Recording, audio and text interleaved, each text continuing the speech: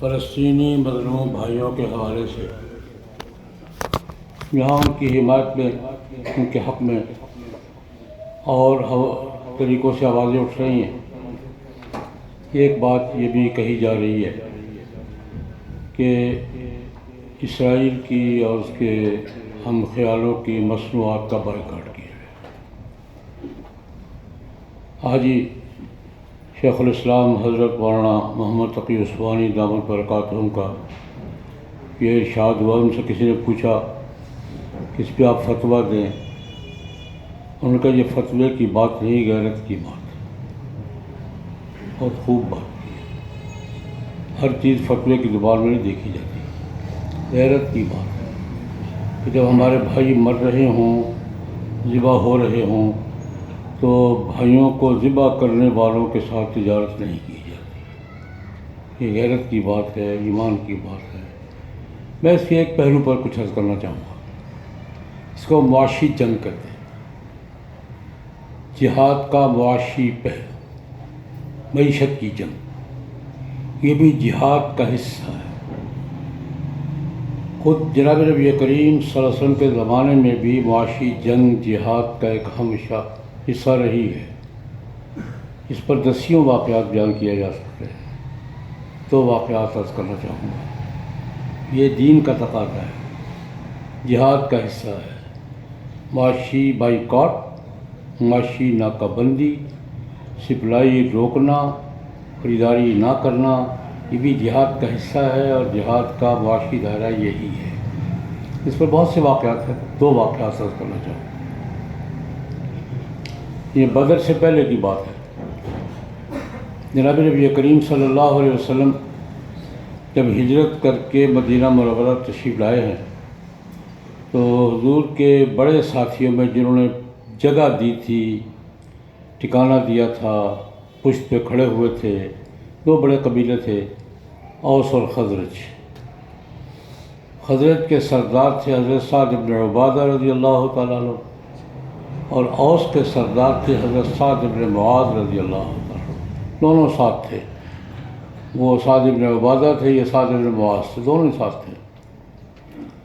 سعد بن معاذ رضی اللہ عنہ، میں ان کے بارے میں کہا کرتا ہوں، ان کا مزاج حضرت عمر والا تھا۔ بہت سے واقعات پیش کیے جا سکتے ہیں۔ میں ان کو انصار کا عمر کہا کرتا ہوں کہ انصاریوں کے حضرت عمر یہ تھے۔ مزاج حضرت عمر والا تھا ان کا، بڑے جلانی آدمی تھے۔ ایک واقعہ، یہ اب ایک سال ابھی نہیں گزرا تھا ہجرت کو کہ یہ عمرے پہ چلے گئے۔ عمرے پہ سارے جاتے تھے۔ وہاں ان کی دوستی تھی امیہ بن خلف کے ساتھ، بڑا سردار تھا قریش کا۔ وہ کبھی ادھر سے گزرتا تو ان کا مہمان ہوتا تھا، یہ وہاں جاتے تھے، ان کے مہمان ہوتے تھے۔ اپنے دوست کیا ٹھہرے، اور حضور کی ہجرت، انصار کا ساتھ دینا، یہ واقعات مشہور ہو چکے تھے۔ تو ان کو مشورہ دیا گیا کہ حضرت آپ ہجوم میں نہ جائیں، کوئی مخالف کارروائی کر ڈالے گا۔ تو مشورہ ہوا کہ خالی وقت میں جب رش کم ہو، تو دوپہر کا وقت کم تھا، رش کم تھا، دونوں میں مشورہ ہوا کہ دوپہر کے وقت عمرہ کریں گے۔ لیکن اللہ کی قدرت، ان کو بیت اللہ کا طواف کرتے ہوئے ابو جہل نے دیکھ لیا۔ سعد بن معاذ رضی اللہ تعالیٰ عنہ کو بیت اللہ کا طواف کرتے ہوئے دیکھ کس نے لیا؟ ابو جہل نے پہچان لیا۔ پوچھا کون ہے بھائی؟ پھر سعد، وہ یثربی، یثرب، ہاں وہی۔ اور تو یہاں بیت اللہ کا طواف کر رہا ہے؟ ہمارے دشمنوں کو پناہ دے کر تو آرام سے طواف کر رہا ہے؟ اب ابو جہل اور سعد بن معاذ آمنے سامنے۔ لمبی تفصیل میں اس کے واقعہ عرض کر رہا ہوں۔ ابو جہل نے سعد بن معاذ کو رضی اللہ تعالیٰ عنہ کو عمرے کا طواف کرتے ہوئے دیکھ کے کہا، ہمارے دشمنوں کو تم نے پناہ دے رکھی ہے، سنبھالا ہوا ہے، اور یہاں تم عمرے کا مکے کا طواف کر، بیت اللہ کا طواف کرو، آرام سے کر رہے ہو۔ وہ بھی چودھری تھا، چھوٹا چودھری نہیں تھا۔ سعد بن معاذ رضی اللہ تعالیٰ عنہ، آرام سے بات کرو۔ آرام سے بات کرو. تمہارے شام کے تجارت کے سارے قافلے میرے پاس سے گزرتے ہیں. مجھے ہاتھ لگایا تو ایک قافلہ نہ جا سکے گا نہ آ سکے گا. جا پکڑ لو مجھے. چودھری کا ٹکراؤ تو ایسے ہوتا ہے. شام کی طرف تجارت میں تمہارے راستے قافلے جاتے ہیں. تجارت نہیں جاتے ہو قافلے لے کر. کاروان جاتے ہیں, قافلے جاتے ہیں, سامان جاتا ہے آتا ہے. راستے میں میں بیٹھا ہوں. اگر کوئی حرکت کی غلط تو شام سے تجارت کا تمہاری ناکہ بندی کر دوں گا, اور نہ کوئی قافلہ جائے گا نہ کوئی آئے گا. ابو جہل وہیں سے پیچھے ہٹ گیا. یہ معاشی جنگ ہے. دھمکی کام کر گئی. دھمکی کام کر گئی. ابو جہل کو ہمت نہیں ہوئی کہ واقعی یہ راستے میں بیٹھا ہوا ہے, اس کا قبیلہ تکڑا قبیلہ ہے, انہوں نے راستہ بند کر دیا تو ہماری تجارت کیا ہو جائے گی؟ بند ہو جائے گی. تجارت کو نقصان پہنچے گا, ہماری رسد کمک رک جائے گی. یہ تو دھمکی تھی نا, دھمکی کام کر گئی. ایک اور بزرگ نے کام کر دکھایا. حدیبیہ کی صلح کے بعد کا واقعہ ہے. جڑپیں ادھر ہوتی تھی, کوئی نہ کوئی قیدی آ جاتا تھا. جناب نبی کریم صلی اللہ علیہ وسلم کا معمول تھا کسی جڑپ میں کوئی قیدی آیا ہے مدینہ منورہ, تو قید خانے تو ہوتے نہیں تھے, مسجد کے ستون سے باندھ دیتے تھے. 2 دن 3 دن کی پالیسی تھی کہ مسجد کا ماحول میں 2-3 دن گزارے, ایک سرودا لگائے, ہو سکتا مسلمان ہو جائے. یہ قیدیوں کے بارے میں حضور کی عمومی پالیسی یہ تھی کہ مسجد کے ستون سے باندھ دیتے تھے. 2 دن 1 دن 2 دن 3 دن ماحول میں اکثر مسلمان ہیں. میں کہا کر ڈرائیور کا اتباع ہو رہا ہے, میں کہا کرتا سعودی سرودا لگواتے تھے, مسلمان دیتے تھے. خیر, ثمامہ بن اسال رضی اللہ تعالیٰ عنہ بنو حنیفہ کے سردار تھے. یمامہ کے علاقے کے بڑے چودھری تھے. کہیں عمرے پہ جا رہے تھے, اپنے طور پر کافر تھے. بنو حنیفہ کے سردار تھے, عمرے پہ جا رہے ہیں. راستے میں مسلمانوں کے کسی دستے سے جھڑپ ہوئی, انہوں نے قیدی بلایا مدینہ میں. اب ثمامہ صاحب قیدی مدینہ لائے گئے ہیں, مسجد نبی کے ستون کے ساتھ باندھ دی. اب 1 دن 2 دن میں فیصلہ ہونا. بخاری کی روایت ہے, جناب نبی کریم صلی اللہ علیہ وسلم صبح کی نماز کے بعد دیکھا, پتہ تو تھا, رپورٹ مل گئی تھی, تو پاس گئے. مائن تو گیا ثمامہ کیا پروگرام ہے؟ اب وہ قیدی ہے, بندہ ہوا ہے. حضور پوچھ رہے ہیں مائن تو گیا ثمامہ کیا پروگرام ہے, کیا تمہارے پاس؟ چودھری تھا, چودھری. میں کہا جناب بات یہ ہے, آپ کا قیدی آپ کے اختیار میں ہوں. ان تقتل ذات دم من والا شک, مار دیں گے تو بدلہ لینے والے ہیں. چودھری کی زبان سمجھ آئی.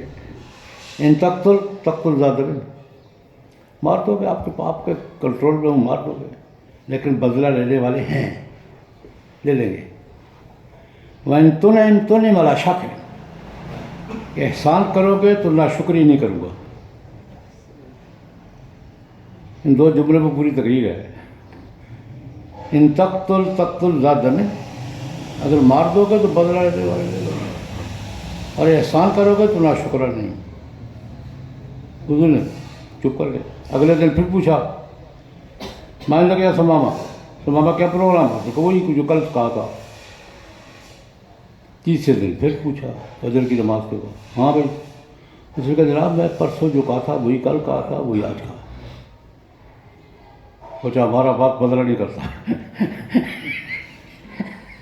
وہی جو پرسوں کہا تھا وہی. حضور نے کہا چھوڑ دو یار, اطلقوا ثمامہ, چھوڑ دو اس کو. خیر باہر نکلے. اب چھوڑ کے جانا کہا تھا. باہر قریب چشمہ تلاش کیا, غسل کیا, کپڑے وپڑے تبدیل کیا, آئے. جناب اب کہاں جانا ہے, کلمہ پڑھائیے. یہی تھا وہ 2-3 دن میں قائب غلط ہو گئی. کلمہ پڑھائیے جناب. کلمہ پڑھا مسلمان. کہنے لگے جناب میں تو اپنے گھر سے یمامہ سے چلا تھا، مکے عمرت جا رہا تھا، آپ کے دوست ساتھیوں نے پکڑ لیا، یہاں لے آئے۔ اب میں نے کلمہ پڑھ لیا، جو آپ کہیں گے وہ کروں گا، گھر واپس جاؤں، آپ کے پاس رہوں یا عمرے کے لیے جاؤں، کیا آرڈر ہے؟ ہاتھ جو دے دیا ہے تو اب آرڈر بھی آپ ہی کا چلے گا۔ فرمائیے، حضور جاؤ عمرہ کر جاؤ۔ اب ثمامہ صاحب عمرہ کرنے گئے، وہاں ماحول وہی ہے، فتح مکہ سے پہلے کا ماحول ہے، صلح حدیبیہ کے بعد کوئی مخالف ہیں سارے۔ خبر پہنچ گئی ثمامہ سے پہلے، ثمامہ صاحب مسلمان ہو گئے ہیں اور عمرے کے لیے آ رہے ہیں۔ وہاں یہ عمرہ کر رہے ہیں اور کسی نے پوچھا، ہاں عمرہ کر رہے ہو؟ محمد کے پاس سے ہو کر آئے، صلی اللہ علیہ وسلم کے پاس، عمرہ کر رہے ہو تم؟ یہ کہاں کر رہا ہوں، کہ بات سنو اور اس سے بات کرنا، سوچ کے بات کرنا، یمامہ کا سردار ہوں، علاقے کا سردار ہوں، اور تمہارے پاس مکہ کی منڈی میں گندم یمامہ سے آتی ہے، مجھ سے چھیڑ چھاڑ کی تو مکے کی منڈی میں گندم کا ایک دانہ نہیں آیا۔